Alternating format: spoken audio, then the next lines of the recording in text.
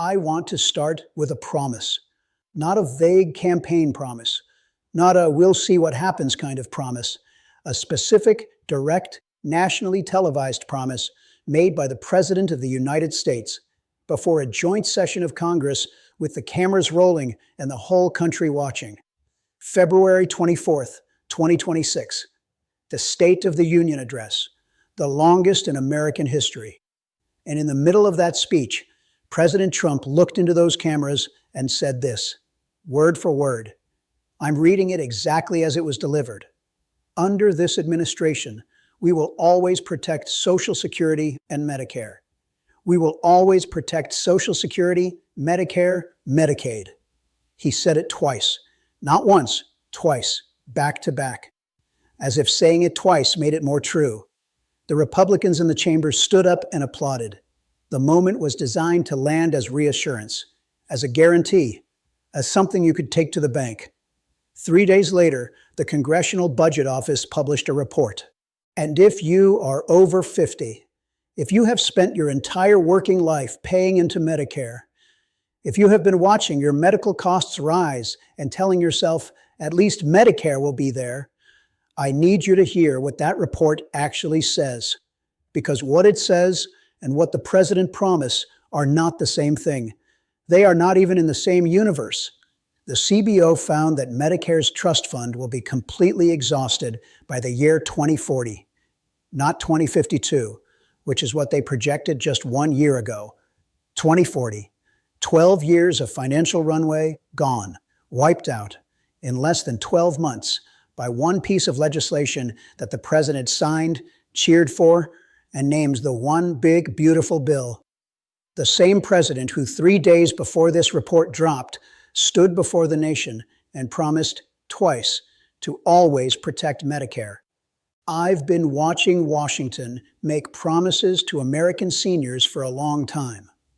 I have watched the gap between what politicians say and what they do grow wider with every election cycle. But I have rarely seen that gap this specific, this documented, this mathematically undeniable, and this recent. So today, we are going to go through all of it. The promise, the report, the math, what it actually means for your hospital bills, your nursing home, your retirement, who is responsible. And the one question that I think every American over 50 deserves a straight answer to. If this isn't what destroying Medicare looks like, what is? Let's stay with that State of the Union moment for another minute, because I think the context matters. Trump didn't stumble into that line. It wasn't off the cuff. State of the Union addresses are drafted over weeks. Every word is deliberate. Every applause line is placed intentionally. When a president says something twice in the same breath at the most watched political speech of the year, it is because his team decided those words needed to be heard, needed to be remembered. We will always protect Social Security and Medicare. Now think about who was watching that speech. Think about the specific Americans sitting in their living rooms at that moment. The 70-year-old woman in Ohio who just got her Medicare summary of benefits in the mail and noticed her hospital coverage costs went up again. The 63-year-old veteran in Florida who is counting the months until he's eligible. The retired couple in Arizona who built their entire retirement budget around the assumption that Medicare would cover what it has always covered. Those people heard always. They heard a guarantee. They heard a president of the United States tell them on national television that the program they paid into for 40 years was safe. 3 days later, the government's own accountants said otherwise. And here is what makes this different from ordinary political spin, from the usual gap between campaign promises and governing reality. The CBO is not a Democratic organization. It is not a Republican one. It is Congress's nonpartisan financial scorekeeping agency, trusted by both parties for more than 50 years precisely because it does not have a side. When the CBO issues a projection, it is the closest thing Washington produces to objective truth. And the objective truth, issued 3 days after that promise, is that Medicare is now on track to run out of money in 2040. Not someday, not in the abstract future, 2040, 14 years from now. Many of the Americans watching this video will be in their 70s, still alive, still dependent on Medicare, still expecting it to cover their hospital stays. The math and the promise do not coexist. One of them is wrong, and it isn't the math. Let me walk you through exactly what the Congressional Budget Office found, because the details matter, and because nobody held a press conference to explain them to you. 1 year ago, March 2025, the CBO projected that Medicare's Hospital Insurance Trust Fund would be exhausted in 2052. 27 years away.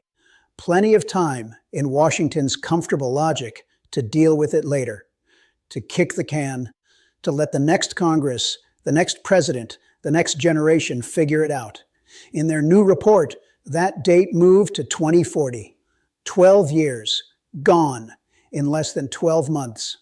The primary cause, and the CBO is explicit about this is not interpretation or spin, is Trump's One Big Beautiful Bill, signed into law in July 2025. The signature legislative achievement of this administration. The bill that was sold to the American people as a tax cut that would benefit everyone, that would grow the economy, that would make America more prosperous.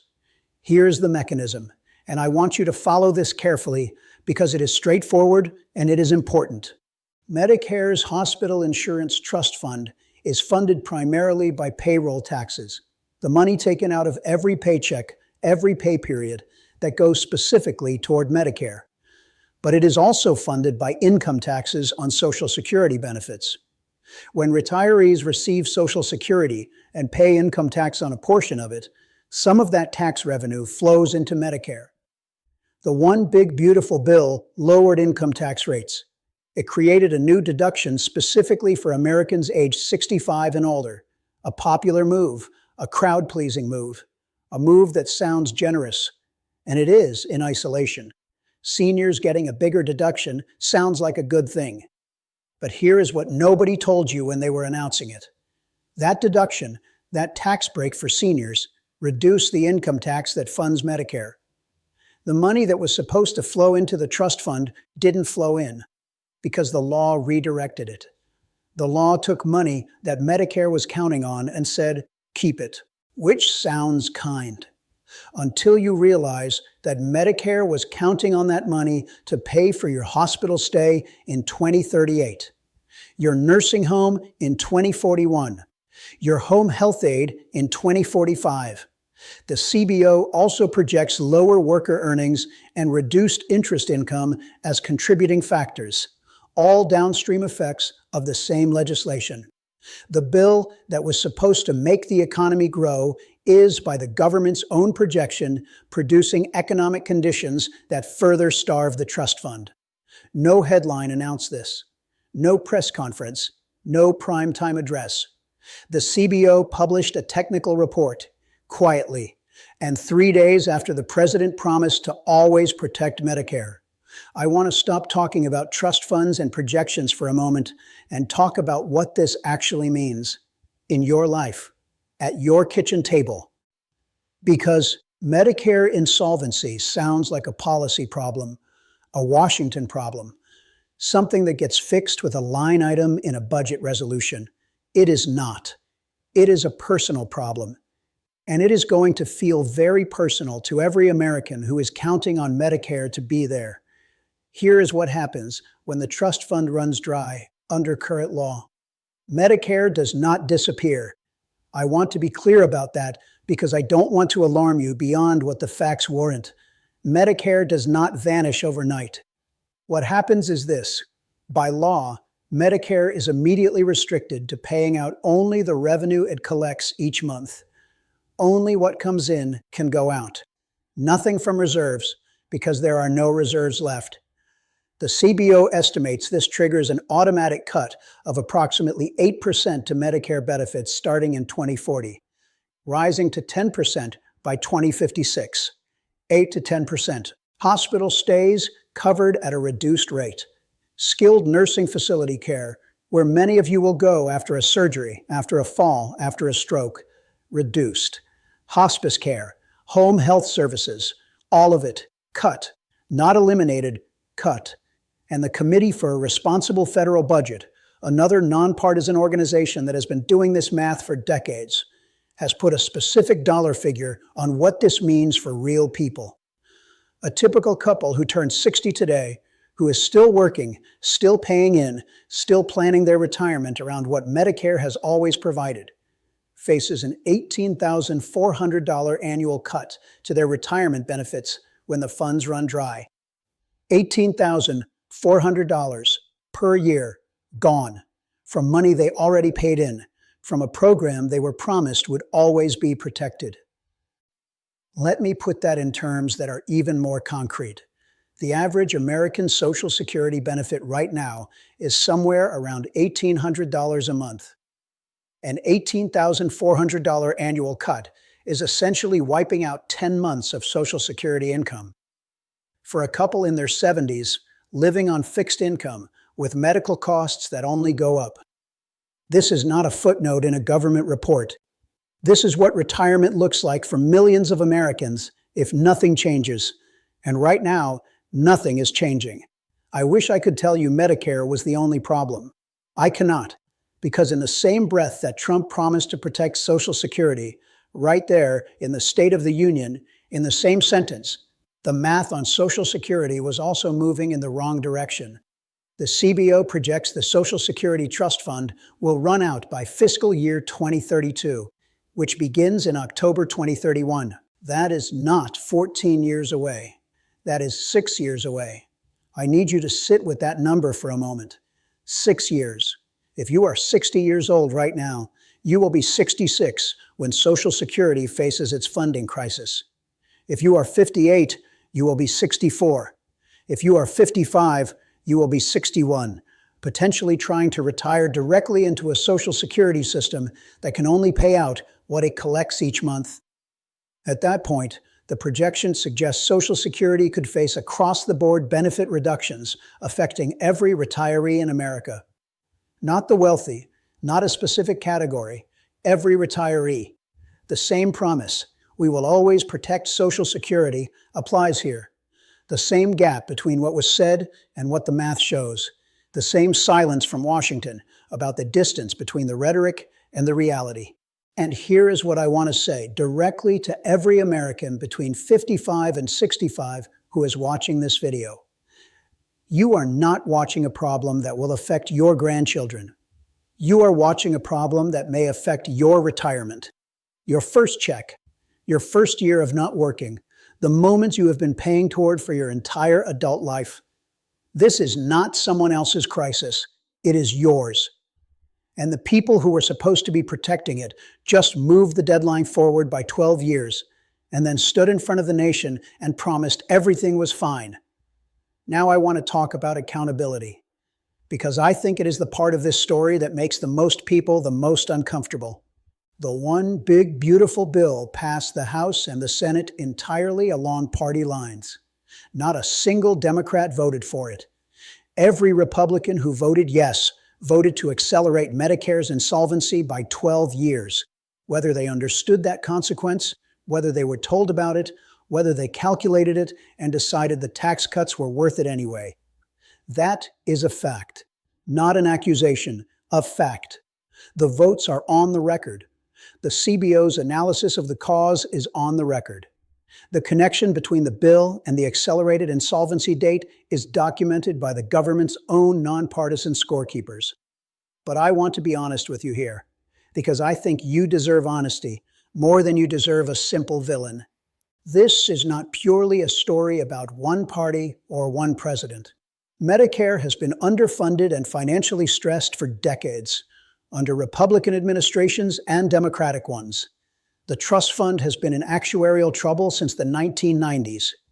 Every president since Reagan has promised to protect Medicare. Every Congress since Reagan has responded to the warnings with delay, with promises, with the comfortable bipartisan tradition of kicking the can. The GAO has warned about this. The CBO has warned about this.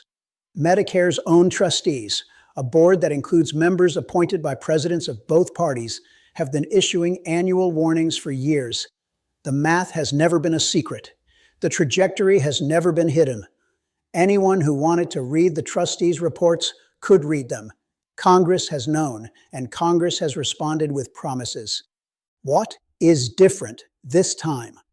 What makes this moment different from all the previous warnings and all the previous rounds of "we'll deal with it later" is two things. The first is the speed. 12 years of financial runway eliminated in less than 12 months. That is not the slow erosion of an underfunded program. That is a specific legislative decision with a specific, documented, immediate consequence. The can was not kicked. The can was crushed. The second is the simultaneity. The promise and the reality existing in the same news cycle. The president saying always on a Tuesday, and the CBO saying 2040 on a Friday. That gap, that specific, documented 3-day gap, is something different from ordinary political dishonesty. It is something that deserves to be named plainly. You were promised one thing, the math shows another. And the people responsible for both the promise and the math are the same people. Let me give you the honest picture of what happens next, because I think you deserve realism more than you deserve false hope. The Committee for a Responsible Federal Budget, the people who have been doing this math longer than most politicians have been in office, has published a list of options, real options, things that could actually extend Medicare's solvency if Congress chose to act. Site-neutral payments, making hospitals charge the same for outpatient procedures regardless of where they're performed, closing a loophole that costs Medicare billions, cracking down on Medicare Advantage overpayments, the private insurance plans that have been overcharging the government for years while delivering inconsistent care, reducing prescription drug costs, adjusting cost-sharing structures. None of these are easy. None of them are popular with the industries that lobby Congress. All of them require members of Congress to make decisions that will cost someone something. And that someone will then fund their opponent in the next election. And here is the political reality of the next 12 months. A war powers vote on Iran is scheduled for this week.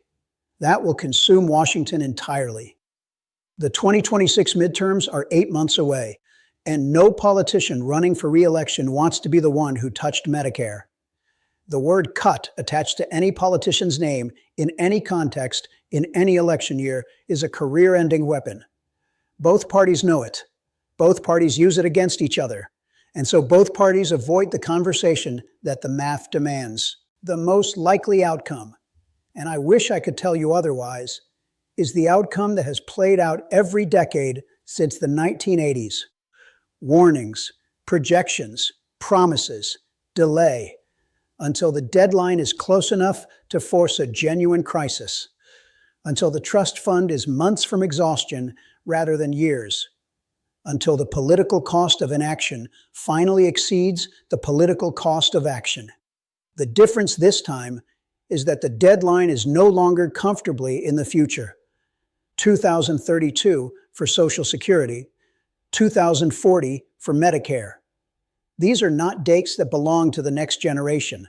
These are dates that belong to the Americans watching this video, to people who are alive right now, who are planning retirements right now, who are making financial decisions right now based on assumptions that the government's own math says are no longer valid. Here is what I keep coming back to, the thing I cannot set aside no matter how many times I read the CBO report. There are Americans who watched that State of the Union, who heard always, who heard a president of the United States say twice on national television, in the most formal setting American democracy provides, "We will always protect Medicare." And they believed it. Of course they believed it. Why wouldn't you believe it? It was said by the president, before Congress, on camera, twice. They went to bed that Tuesday night with one understanding of their retirement. They woke up Friday morning, if they happened to see the CBO report, if it broke through the noise of a news cycle dominated by a war in the Middle East, with a different understanding. 12 years, gone, from a program they paid into for 40 years, from a promise that was made and broken in the same week. I'm not asking you to be angry at a political party. I'm asking you to be clear-eyed about what just happened, about the distance between the word always and the number 2040, about the gap between a president's applause line and a nonpartisan agency's actuarial table. That gap has a cost. It is measured in hospital stays that won't be fully covered, in nursing home bills that Medicare won't pay in full, in retirement budgets that assumed a program would be there and are now being built on a foundation that the government's own math says is cracking. You paid for Medicare your entire working life. You were told it would be there. You were told 3 days ago on national television that it would always be there. The CBO says otherwise. Somebody needs to explain the difference. Subscribe if you haven't. Hit the notification bell, because this story is not going away. And the next budget fight, the next CBO update, the next time a politician stands before cameras and says, always, you're going to want to know exactly what that word is worth. Thank you for watching.